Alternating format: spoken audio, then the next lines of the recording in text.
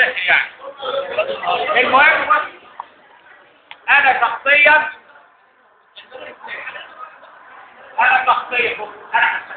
هستخدمكم يعني خدمه من خلال مدير الاداره ان شاء الله تعالى. المساله دي هتابعها شخصيا باذن الله عشان اتاكد ان في مرتب يتصرف في ميعاده.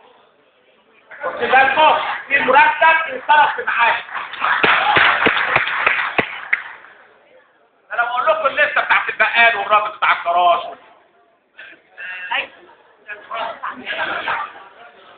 بص انا عارف مرتبي بالمرتبه ماشي؟ ها؟ انا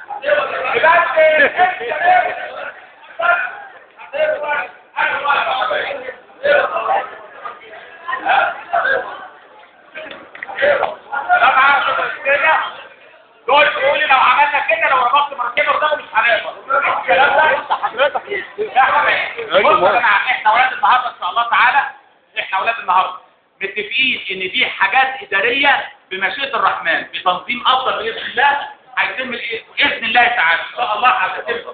بس اللي عايزه اهم من ده او مش اهم، مرتباتكم اهم من كل شيء. المقترحات بتاعتكم لا انا نفسي بعد حضرتك نفسي في مقترحاتكم بقى، لان النهارده عايزين ان شاء الله مع اخواننا في المقاولين باذن الله نبدا نموذج جديد لاسكندريه. املي ان اسكندريه تضرب نموذجا فريدا جديدا في كيفيه تعاون الشعب السكندري مع الشركه الوطنيه. نفسي الكلام ده نقوله للعالم، مش انت يا شركه فرنسيه لويتي ايدينا وطلعت بشكل مفاجئ وعرضتينا لهذه الكارثه البيئيه. لا احنا بقى بتوع اسكندريه رجاله وطنيين ونعرف ازاي نحط ايدنا في شركاتنا الوطنيه وننجح المنظومه.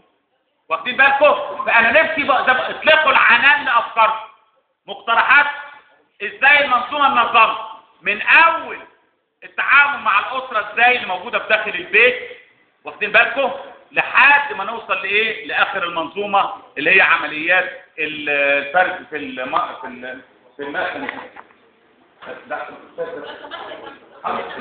بس في مذكره من الاداره بنطلب منها قوانين الماليه والمؤسسات.